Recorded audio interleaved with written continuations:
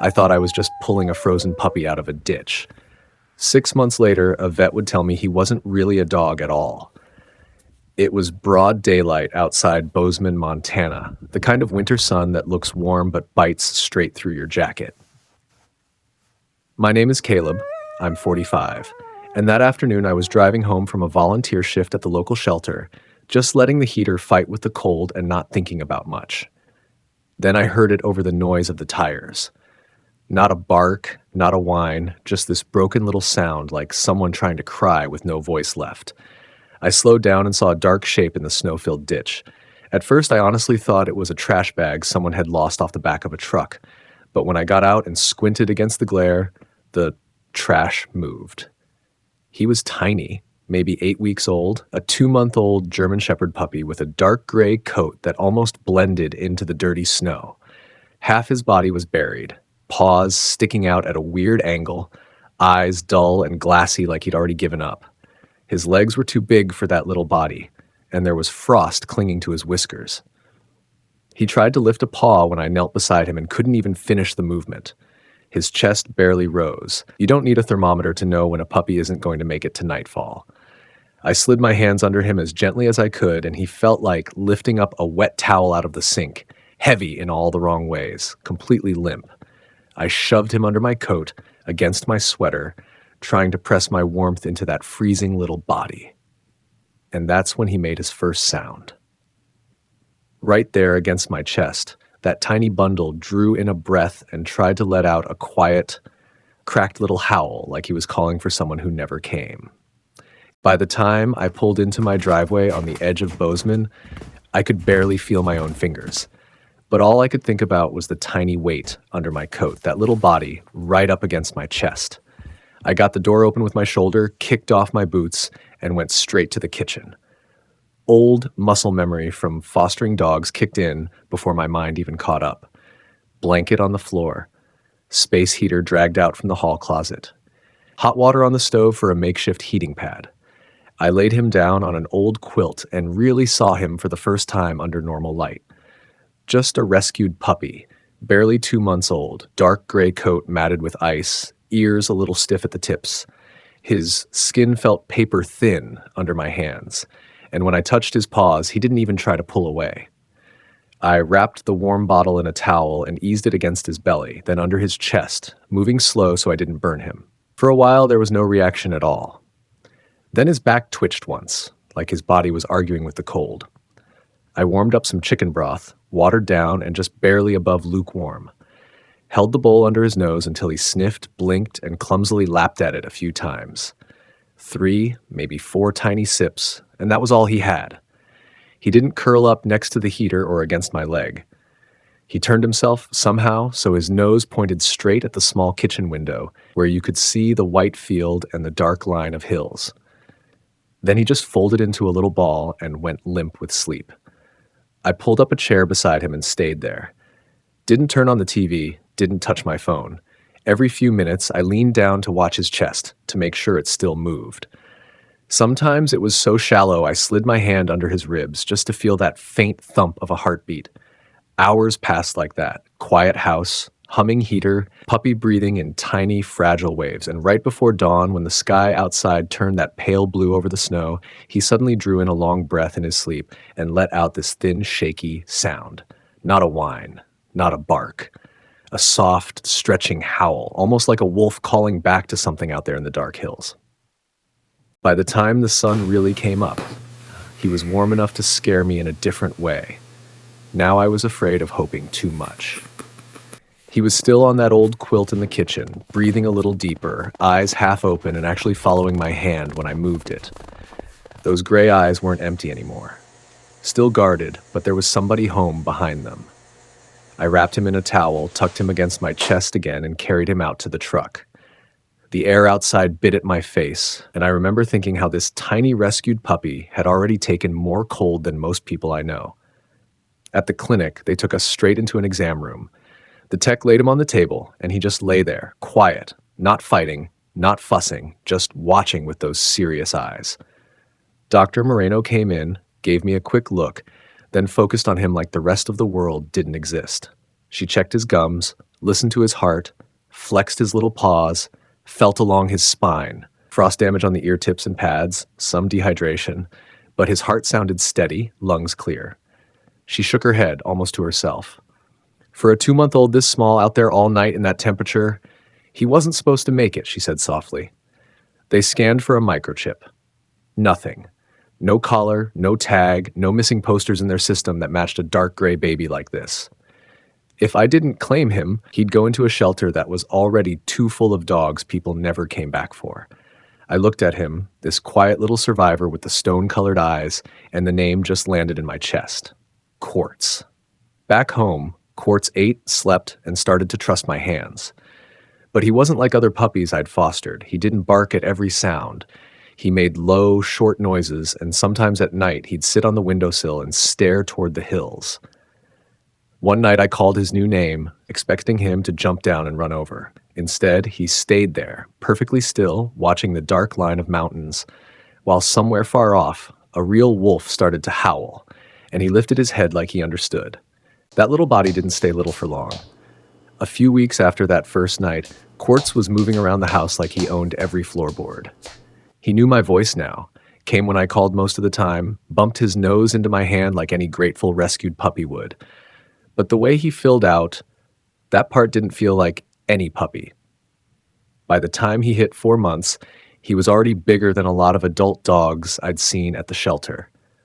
Legs too long, chest narrow but strong, muscles showing under that dark gray coat every time he walked across the kitchen. He didn't clatter around like a normal clumsy German Shepherd mix puppy. He moved quiet, almost floating, like he was always sneaking up on something I couldn't see. One night I took a few pictures of him by the back door and posted them online. Within an hour, the comments started coming in. Wow, he's stunning. Prettiest dog I've ever seen. Then the others. Are you sure that's just a dog? Looks like a wolf dog to me, man. I tried to laugh it off, but those words stuck. Because at night, when the house went quiet, Quartz had his own routine. He'd jump up on the windowsill and sit there for 30-40 minutes at a time, staring out over the snow and the dark line of the hills. I'd rattle his food, call his name, pat the couch. Most nights, he wouldn't even flick an ear. It honestly felt like he was living in 2 worlds at once. One where he napped on my old quilt and leaned into my hand, and another one way out there past the fence line where I couldn't follow. And then one evening, when the sky was already ink black and the cold cut straight through the glass, I heard a wolf howling far off in the hills. Quartz lifted his head on the windowsill, opened his mouth, and answered back with a long, steady howl that sent a chill all the way down my spine. The first time I realized just how strong he really was, it was over something as simple as nails. One Sunday afternoon, I sat down on the kitchen floor with the clippers, like I've done with every rescued puppy I've ever fostered. Quartz wandered over, curious, dark gray coat catching the light, tail moving slow. I figured we'd make it a calm thing. Treats on the floor, soft voice, nothing fancy. I eased a hand under his chest and guided him into a sit. He let me lift one front paw, and for a second he was perfectly still. Then something flipped inside him. His whole body went rigid. He pulled back so hard I lost my balance.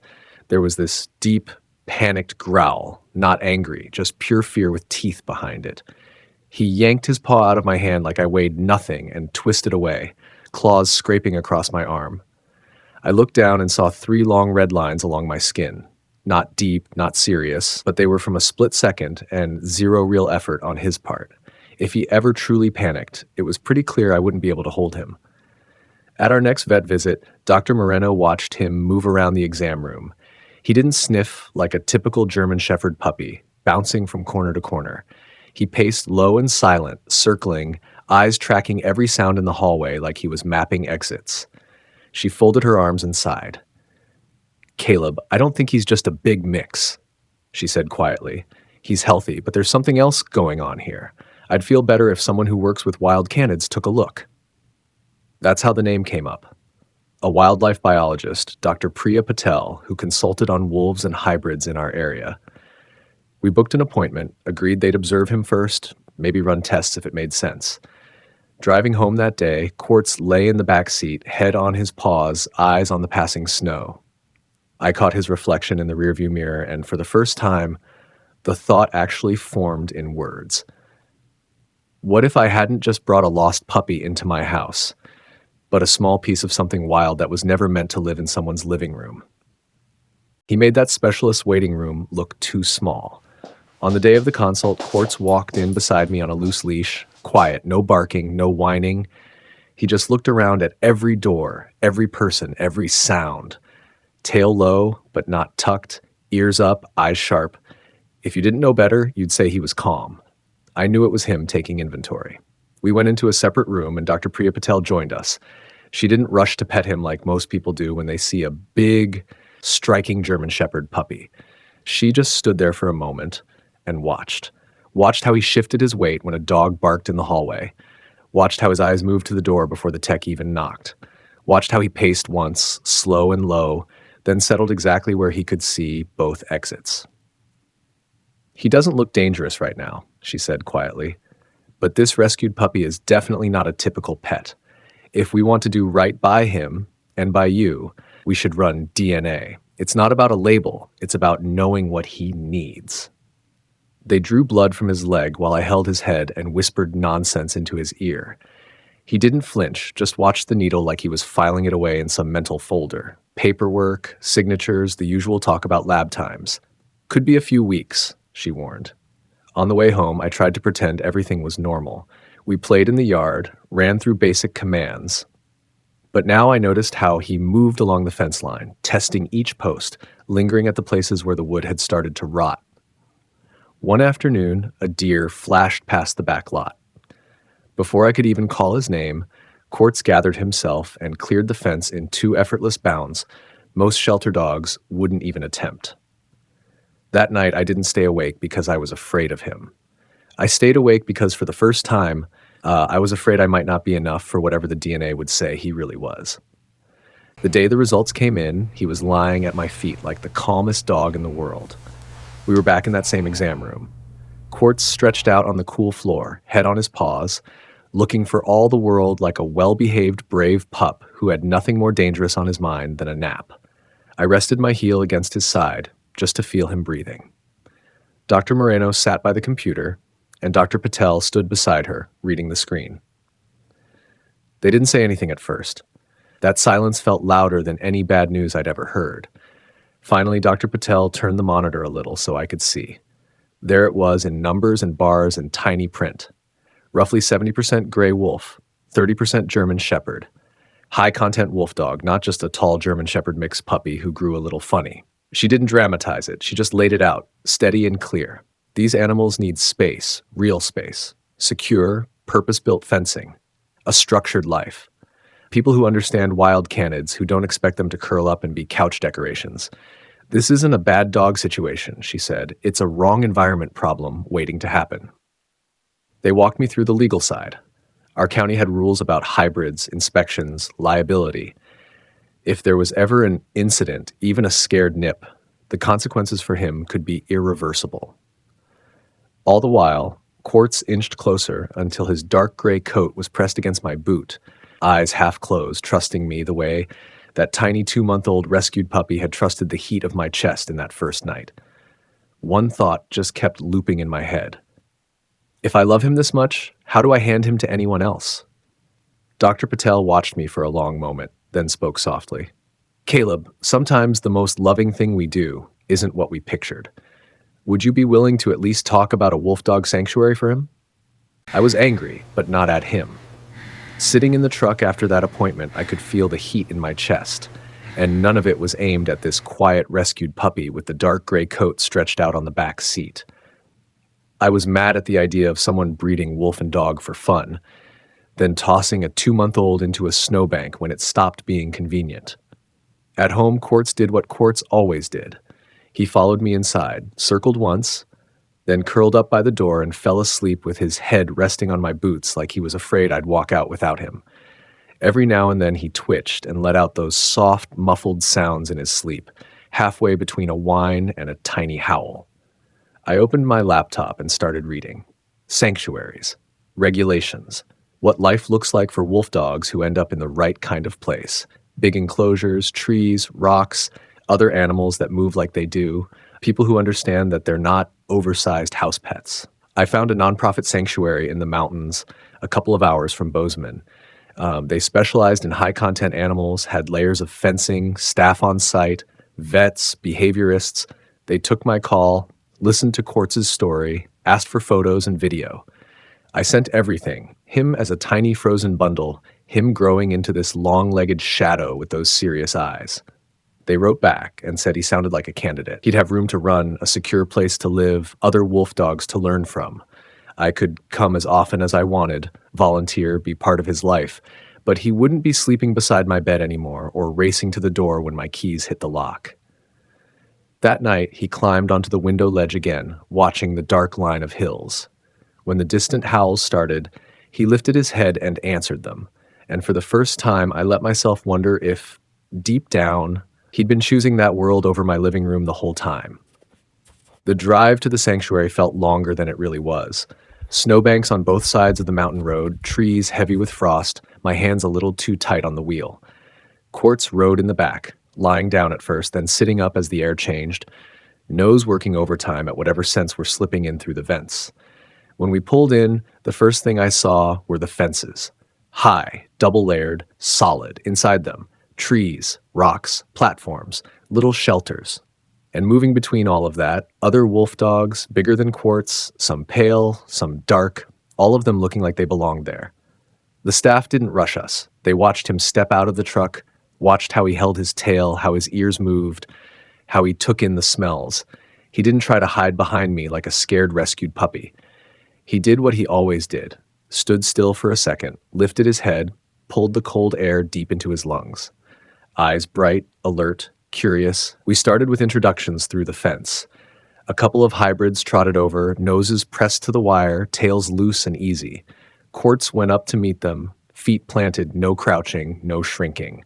One of them bumped him through the mesh like, "Hey, new guy," and he shifted just enough to keep his balance, then sniffed right back. They moved us to a double gate area, 2 fences with a little space between, a safe way to see how everyone handled being closer. Quartz stayed steady, no frantic pulling, no panicked pacing, just that same focused look, checking faces, reading the room in a language older than anything I could teach a German shepherd puppy. One of the handlers finally nodded. "He's young, and he's solid," she said. "He's got a good shot here. If you're willing, we can make this his home. You can come back as a regular volunteer, work with him and the others." I was still trying to swallow that when Quartz stepped up to the inner fence, pushed his nose through the gap between the bars, and looked straight at me. It was the same gray stare from the ditch that first day in the snow, only this time there wasn't a single trace of "save me" in it. Just a quiet, steady calm that said, in its own way, he finally had room to breathe. It's funny how fast every weekend turns into, "This is just what I do now." A few months went by, and my Saturdays started with the same drive up into the mountains. I'd pull into the sanctuary, sign in, grab a shovel or a rake, and head out to clean enclosures that smelled like pine, wet earth, and a world that never really belonged to people.